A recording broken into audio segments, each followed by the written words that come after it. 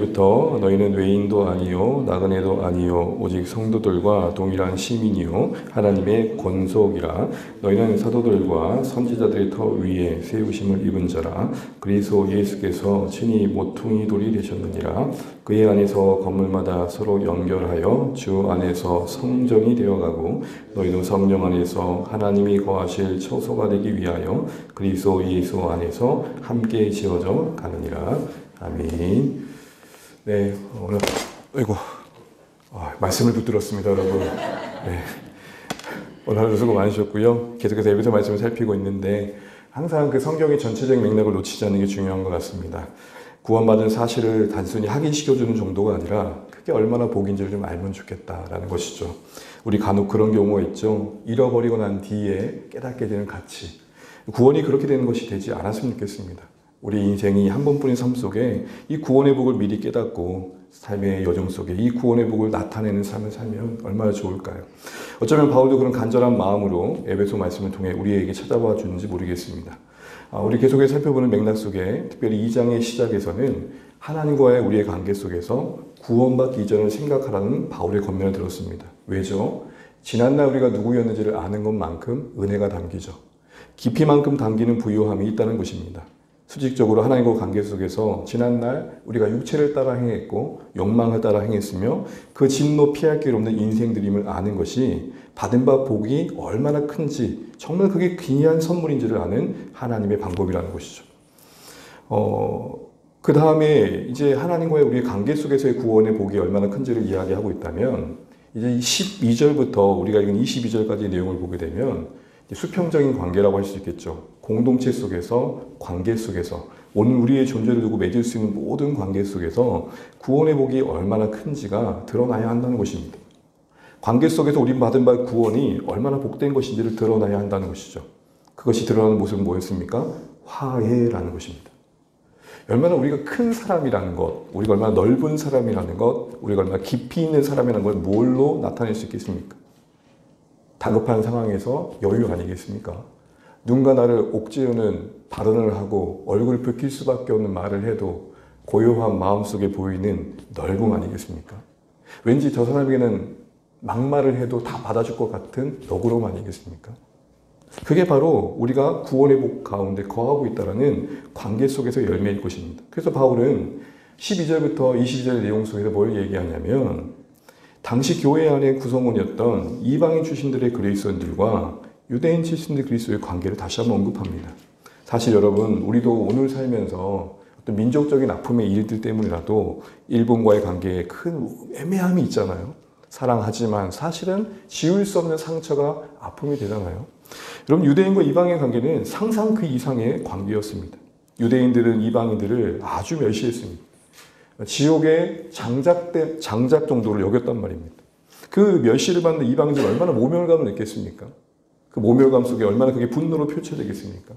그런 이방인과 유다인 사이에는 영원한 편향성이 그어져 있었던 것이죠. 특별히 유대인들은 하나님의 선민이라는, 그리고 그들의 구약의 이야기 속에 쌓인 하나님이 함께 하셨던 그 증거들이 오히려 그들을 우쭐대게 합니다. 여러분, 희한하게요, 아무것도 없을 때 누군가를 품기가 더 편해요. 근데 내가 가지고 있는 그 무엇이, 그 어떤 승리가 어떤 관계 속에서 큰 걸림돌이 될 때가 있죠. 뭐 이런 거 아닙니까? 나를 무시하네, 저것이. 나를 몰라보고. 그래서 한국 사람들이 가장 열받게 하는 방법이 있대요. 누구세요? 저 몰라요? 모르겠는데요? 그 순간 뚜껑이 열린대요. 사랑 종아를 가진 여러분, 유대인들과 이방인들을 그런 화해케 하기 위해, 이미 화해된 걸 확인시켜주기 바울이 뭘 말합니까? 율법을 이미 뛰어넘는 방식으로 유대인은 유대인대로 이방인은 이방인대로 불러 예수 안에서 새 인류를 만드셨다고 하셨죠. 그래서 예수님의 피로 그 과정 속에서 이미 원수된 것, 그 막힌 담을 허셨다고 합니다. 그때 원수된 건 뭐겠습니까? 유대인들은 이방인에 대한 멸시의 마음이요, 이방인들은 유대인에 대한 모멸감의 분노의 마음이겠죠. 그게 다 허물어지고 회복되게 되었다라는 것입니다. 이런 화해케 된 그 관계가 교회 안에서는 가족으로 경험되었어야 됐고 세상 속에서는 시민으로 드러났어야 된다라는 것입니다. 이게 지금 바울이 19절까지 한 내용입니다. 여러분, 우리는 오늘 말씀을 다시 한번 돌아보면서 어떠신가요? 우리 안에 이런 화해가 여러분 우리 삶 가운데 증거되고 있나요? 사실은 교회가 이 땅에서 비춰지고 있는 이미지를 보게 되면 이미 분열과 갈등으로 증폭되고 있는 이 시대 속에서 합평케 하는 공동체의 모습으로 비춰지기보다는 분열을 더하는 모습일 때가 얼마나 많은지. 아니, 나라까지 생각하지 않더라도 여러분 우리 자신의 모습과 우리의 공동체 모습을 보면 좋겠습니다.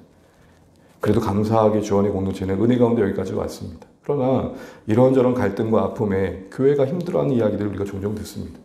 갖가지의 차별의 이름으로 우열을 나누는 교회의 모습을 봅니다.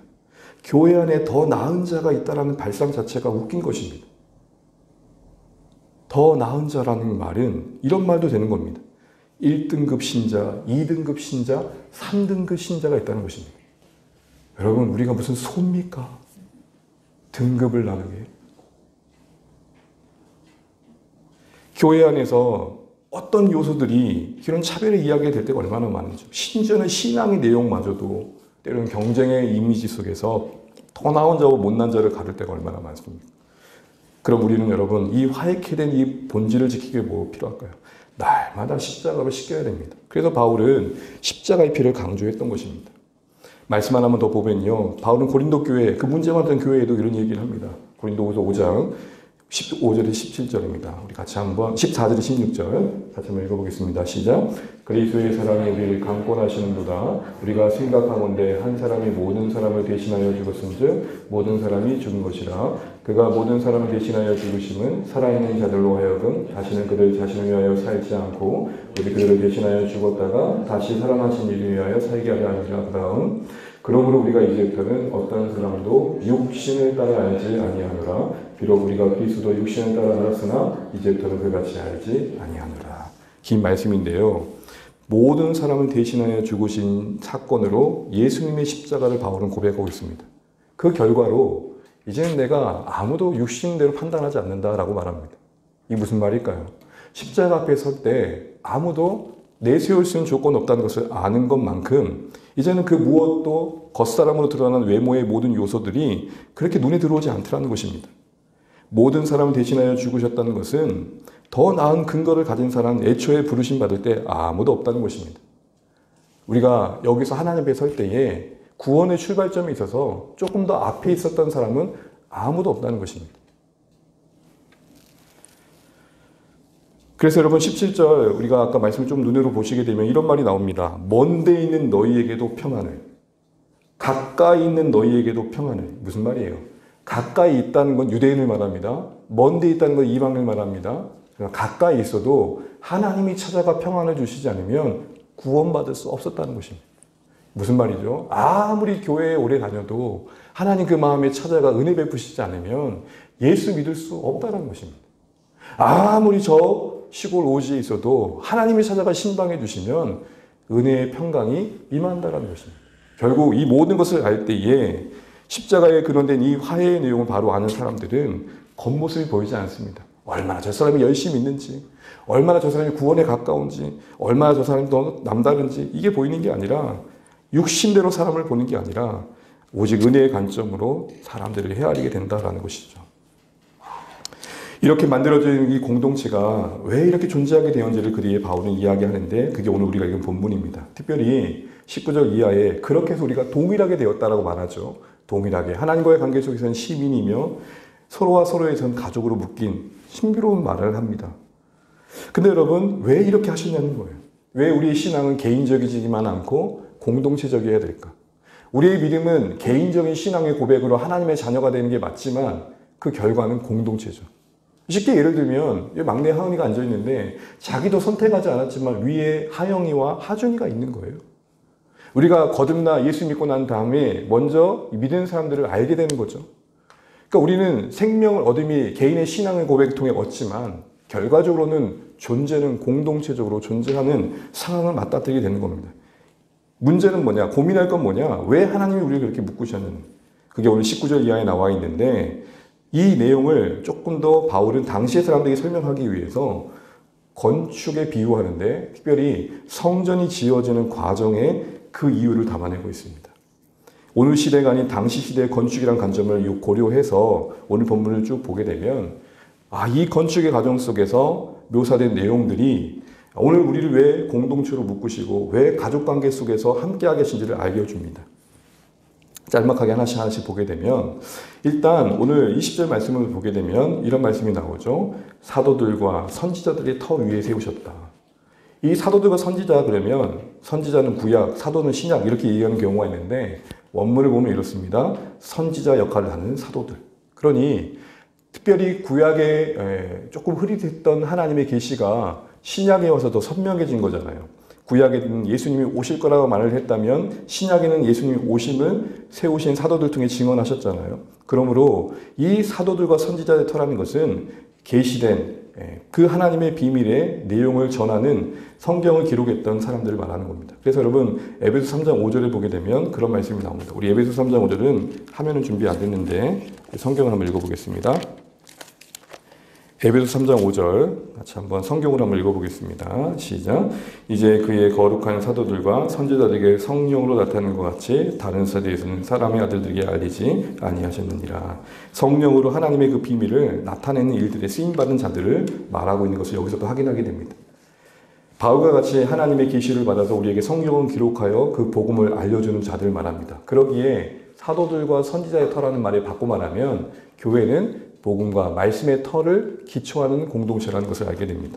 그 다음 또 뭘 보여주게 되냐면 모퉁이돌 대신 그리스도를 우리에게 보여주고는 보게 됩니다. 모퉁이돌 대신 그리스도. 예수님이 모퉁이돌 되신 것을 보여주고 있습니다. 여러분 그 다음 그림을 좀 보여주시면 여기서 한 번만 더 넣어주세요. 이 큰 그 돌이 모퉁이돌이에요. 당시에 이제 돌로 건물을 지은다 생각할 때 이 모퉁이돌의 중요한 역할 두 가지인데요. 하나는요, 한번 눌러주시죠. 건물의 기초가 됩니다. 이 모퉁이돌이 튼튼할수록 건물이 든든해지는 거죠. 또 하나의 역할은 한 번 더 연결이에요. 그래서 모퉁이돌을 두고 이 면과 이 면이 만날 수 있는 근거가 마련되는 거예요. 그래서 모퉁이돌의 의미는 기초이며 연결의 근거. 그래서 이걸 통해 한 번만 더 눌러주시면 비유하고 있는 바의 내용은 예수님이 교회에 든든한 근거가 되셔서 교회와 교회를 연결하는 또한 근거가 되셔서 온전한 교회의 모습을 만들어 가신다는 겁니다. 교회의 기초가 되시고 교회 형태를 만드시고 교회를 하나 되게 하시는 근원이 되신다는 것이죠. 근데 이렇게 모퉁이된 예수님 안에서 우리가 이제 모이게 됐다는 것입니다. 이게 그 다음 내용인데요. 한 번만 더 눌러주세요. 여기 보시게 되면 이런 돌담을 종종 보셨을 거예요. 똑같은 모양의 벽돌을 쌓아온 벽돌집 말고 길다 산책 같은 데 하다 보면 제주도 이런 거 많이 보죠. 여러 돌의 모양들이 하나의 담을 이루는 모습. 이게 지금 당시에 성전이 지어가는 건축 과정의 모습을 그나마 비슷하게 담아내고 있는 거예요. 자, 이걸 만들 때 여러분 상상을 좀 해보시죠. 일단 이걸 만들기 위해서 가장 먼저 뭘 해야 될까요? 가장 먼저 뭘 해야 됩니까? 돌을 구해 오셔야죠. 돌이 없이 돌을 쌓을 수 없잖아요. 돌을 구해서 돌을 쌓아놓고 여러 모양의 돌을 쌓아놓은 다음에 이제 쌓을 때 먼저 여러분 쬐까는 것부터 깔지 않잖아요. 사투리가 작은 것부터 깔아놓지 않잖아요. 큰 것부터 가지런히 깔고 그 다음 위에 사이즈를 놓고 이런 과정을 봤죠. 그러면서 이제 써야 되는 거예요. 그럼 여러분 여기서 돌담이 만들었다는 것은 선택이 전제된 거죠. 이 돌담을 쌓는 석공이 먼저 그 쌓은 돌 중에서 뭐예요? 고른 거예요. 성전의 과정, 그 건축의 과정이 우리의 신앙을 비유하는 이유는 신자된 우리는 다 하나님의 계획 속에 이곳에 함께하게 됨을 아는 게 중요하다는 겁니다. 우리가 어쩌다 어른이라는 프로그램이 있었는데요. 신자는 어쩌다 신자가 된 사람은 아무도 없다는 것입니다. 우연이 아니라 하나님의 선택과 선별 속에 공동체 한 멤버로 자리 잡게 되었다는 사실들을 잊으면 안 돼요. 석공이 의도한 선택을 가지고 계획을 가지고 돌을 선택하여 담을 쌓는 그 곳에 위치시키듯 우리가 그러하다라는 것입니다. 그러기에 우리는 어쩌다가 신앙이 아니라 어찌하여 이런 인생을 이라는 감격이 여기서 확인되어지는 거죠. 두 번째를 보게 되면은 다만 큰 돌로만 지을 수 없다는 것입니다. 여러 모양의 돌이 필요하다는 거죠. 무슨 말이죠? 각자의 역할이 우리 가운데 부여됐다는 것입니다. 쌓여가는 이 돌담 속에 그 크기와 모양의 다름이 교회의 교회다움이에요. 가장 교회에 중요한 것은 다양함이죠. 이 돌담을 시멘트로 만든 벽돌로 가지런히 놓으면 예뻐 보이긴 하지만 교회답지는 않다. 지금 그 얘기를 하는 것입니다.